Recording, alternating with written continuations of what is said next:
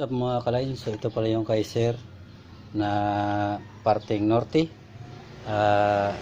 Mahirap daw sa kanila yung gas, yung LPG, at alam niyo naman na sunod-sunod yung tinamaan ng bagyo. At ito ang request niya na kung pwede sa lahat na.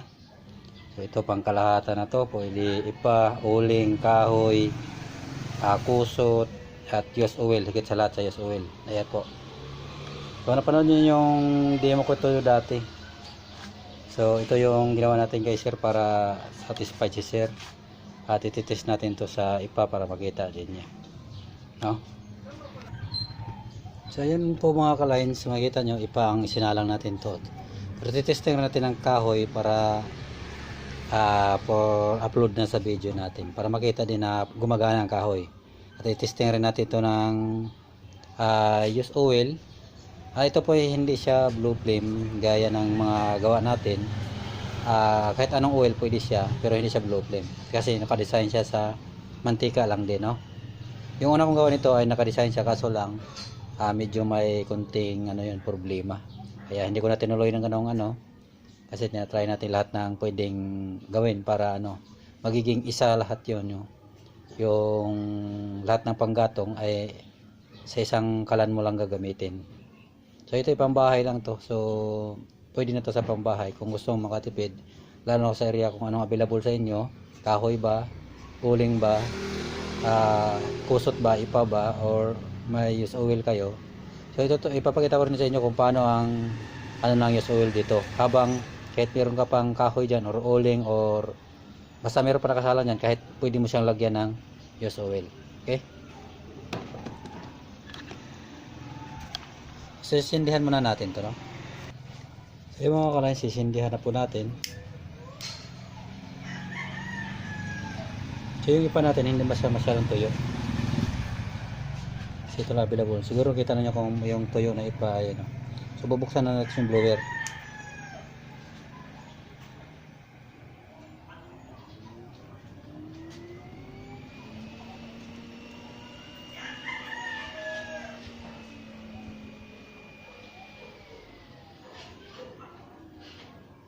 Yun, yung gano'n sinasabi ko, hindi pa masyadong tuyo. So yun po, magana na siya. Medyo mahina lang muna blower ang kailangan natin para para gumana na yan, no?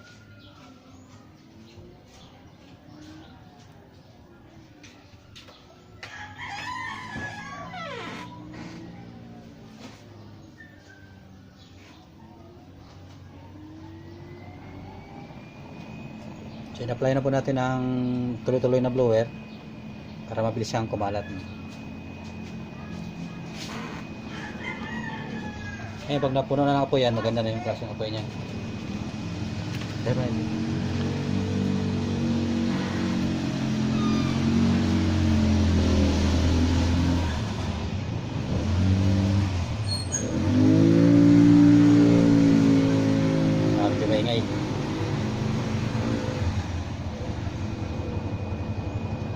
Kaganda lang tumabos, mag-blow din yung apoy niyan. Lalo kung may salang.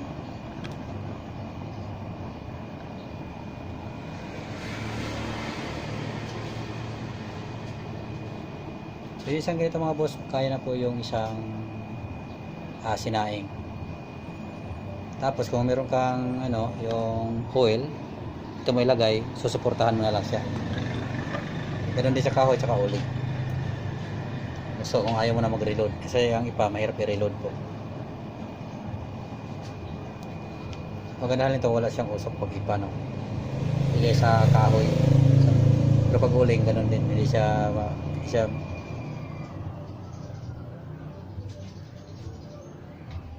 kailangan lang natin mahinang dyan. Mahinang blower, okay na.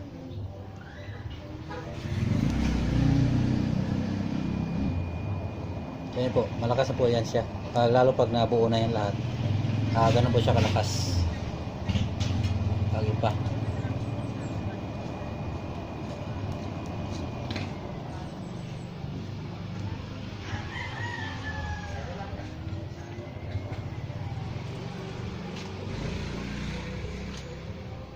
Kung makita nyo, halos wala na siyang, parang wala siyang apoy, no? Kasi blue kasi siya. Maganda yan lalo pag sa gabi. Ayan po. Hindi pa masyado napuno doon kasi yung hangin, ano, medyo malakas na rin yung hangin dito sa amin. So pinaka-low na blower lang ginagamit natin dito po.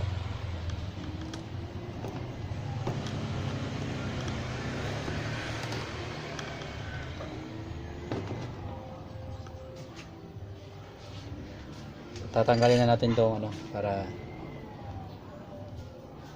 yan. Wala na yung kuwan. Yung pula. Puro blue na lang. Ayan po yung apoy niya.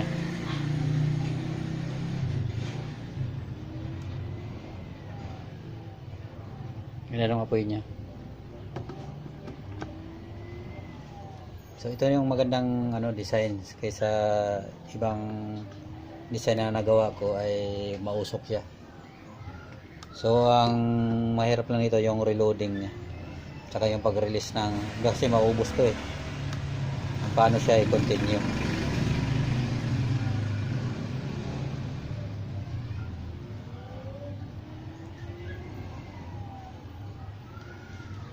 Kakasakasan natin konti yung blower.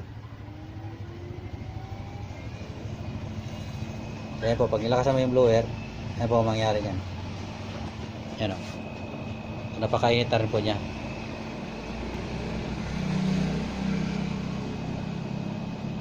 So maganda yung apoy niya. Dahil ganito po, pwede nyo salangan ng kahoy yan. Ayan, pakita ko sa inyo ha, malit na kahoy lang. Kaya na po niya sunugin yung kahoy. Pag ganyan niya, susunugin na rin yung kahoy niya. So wala siyang usok. Yan. Hindi pa wala siyang usok, pero susunugin na rin yung kahoy niyan.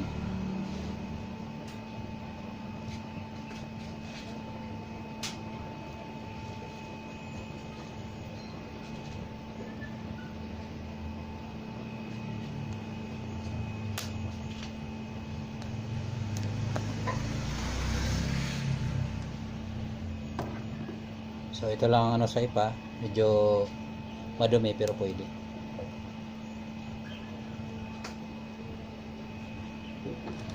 Ngayon na-applyan natin siya ng ano. Halimbawa wala na kayong ipa, a-applyan natin siya ng just oil. Nakita niyo po, tumulo na. Yan, kaya tumulo na. Tingnan natin kung anong reaction yan.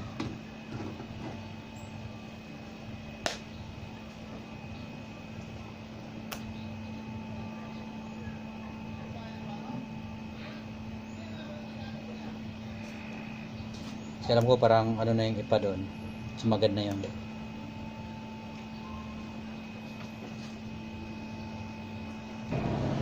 So ayan po, gumagana na yung ating news oil. Ito yan po mangyari yan pag ano. Halimbawa ano. Kaya yung sinasabi ko, pang mantika design ko yung ating ano, butas.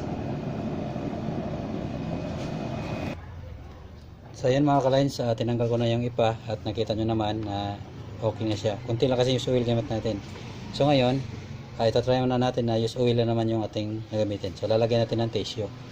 No. Yung same din sa ating mga dating mga vlogs natin. Lagyan mo ng tissue. Yan. Tapos susupply muna natin ng use oil. Para pumunta doon. Lagyan natin ang oil dito sa loob para magkaroon siya ng sindihan na natin.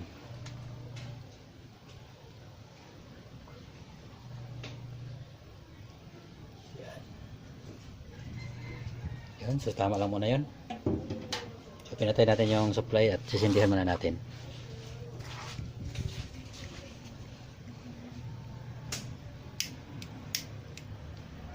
Shoutout kay Sher, no? Sana itong video na to, yun, ito rin yung ipapasa ko kay Sher. Mahangin na. Hangin. Mainit pa kasi kaya ano.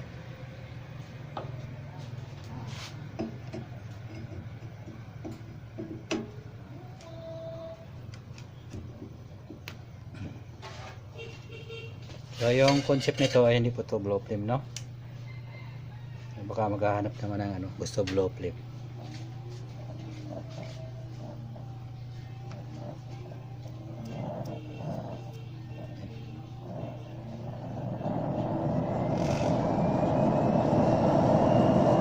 Ano malakas? May padatisyo. Uy.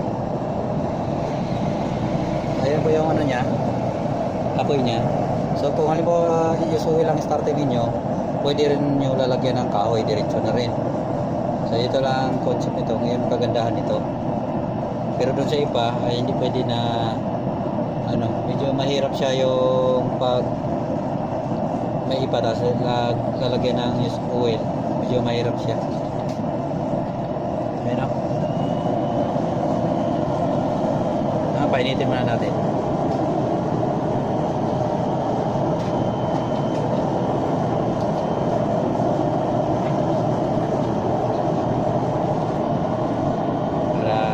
Pero kung pang ano lang naman, pwede na yan. Mas maganto, hindi mangingitim yung kaldero mo. Medyo may pressure, tapos nasa ilalim na yung apoy. Pag isuwi lang gamit. No? Subukan natin supplyan kung tataas ba siya. Kasi ito mainit na yun, sobrang init na. Pag ganyan lang apoy. So kung gusto hindi mo mangitim yung kaldero mo, huwag mo patasin, sa ilalim lang. Pero supplyan natin.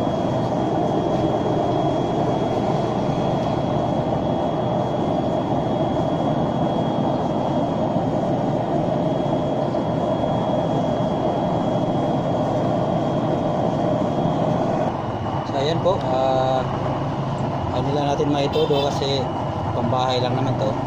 So tama na po yung ganyang kalakas kasi para hindi mangitim yung inyong kaldero. Ganyan lang.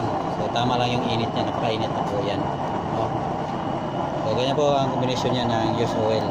So ito used oil pa lang. So ngayon lalagyan siya natin ng kahoy kung angat pa siya, tataas pa siya.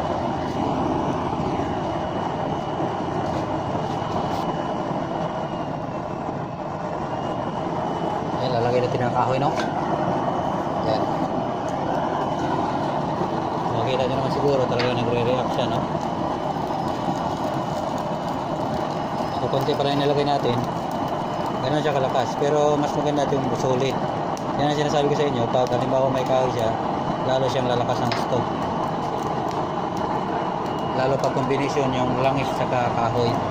Hindi mo na kailangan maraming kahoy, hindi mo na kailangan maraming langis, maraming used oil.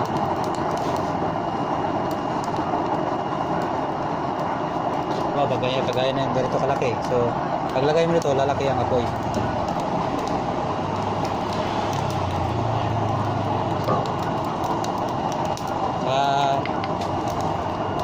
Wala siyang usok, no? Yan naman ang purpose nito, kaya medyo mataas yung ating ano. Pero kung magsaing ka lang, magluto ulam, hindi naman kailangan ganyan kalakas yung apoy. Ano? Hindi mo na kailangan ganyan kalakas yung apoy pag magsaing. So mahina lang. Ayun po, napakatagal po yan maubos. Yun nga, gawin mo lang paraan para hindi mangitim yung kaldero mo. Kaya lang plain sheet na may butas para yung apoy dito lang sa gilid. Ito tamaan lang na apoy yung puwet ng kaldero mo. Nakita nyo naman po siguro. Ayan o. So yung supply niyan, hindi pa natin pinatay kasi marami sa loob. Once na marami yan sa loob, pag-apply nyo ng ano, pag-apply nyo ng, ayan, nabumaba na yung kahoy. Ayan, kita nyo yung reaction niya. Pag-apply nyo ng oil niyan, kahit may kahoy pa dyan, kung in-applyan nyo ng oil, ay lalakas na po yan. So, combination ng oil or combination ng oil saka kahoy. So, yan po yung ano niyan. So, paalala ko lang po, ito po ay pang ano lang, pambahay lang. So, sa mga naghahangad ng kuwan, isipin nyo lang kung mas malaki dyan. Ito ay 5 inches lang po yung ano, yung ating chamber. So, ganun po siya kalakas, oh. No? 5 inches na po yung ating chamber, oh. Tingnan mo. Lalayo tayo. Ngayon, mamaya lalagyan natin ng uling. Combination naman ng used oil tsaka uling. So, makita nyo. No? Ang paalala po ay kung halimbawa pag magagamit yan ganito, konti lang yung used oil na i-apply nyo. So alalay lang yan pag halimbawa wala ng kahoy, wala ng oil. Pero kung gusto nyo malakas, combination gagamitin. No? Anong katagal maubos yun? Yung combination ng kahoy tsaka oil. Napatagal maubos yung kahoy. Mamaya pag katapos nyan, lagyan natin ng uling naman. So ito yung ating uling. So yan, may na konti na. At meron pa rin kahoy sa loob. So nawala yung kanyang used oil. Ngayon ang una natin gagawin, lalagyan na natin ng uling, no? At maniwala talaga kayo na pwede sa uling yan. Ayan po. Pwede nga sa kahoy, pwede sa uling pa ba? Ayan. Lalagyan natin yan. Ayan, o. Pero kung puro uling ang gagamitin niyo ito, mas maganda po. Kung talagang may paggawaan ng uling yan sa inyo, sigurado mura. At ang ganda ng uling na apoy. Yan po. Maganda po yung apoy ng uling. Para siyang ipa. Gasol, no? So yun lang, kung makakuha kayo ng uling na medyo pa-fireworks, hinaan nyo lang siguro, blower. Yan. So hindi na natin ubusin. So yan po yung apoy ng uling, no? So wala pang yan. Wala pang used oil yan.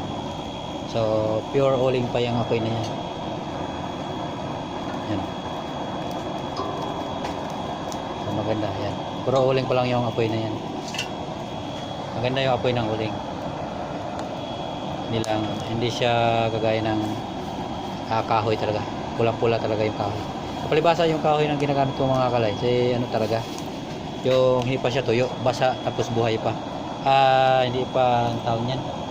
Basa tapos kung sa pa ba, sa Bisaya pa, di pa uga. Di pa siya uga ba, di pa tuyo. So general na yan. Okay, no? So mamaya apply natin ng yan pag bumaga yan. So ngayon na, pwede natin apply na natin yan. Yan reaction yan. Oh, konti pa lang.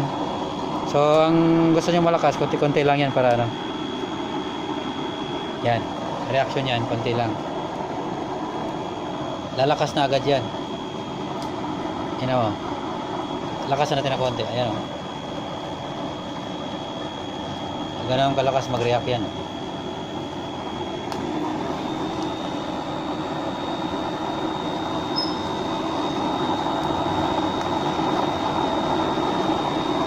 Yan, o.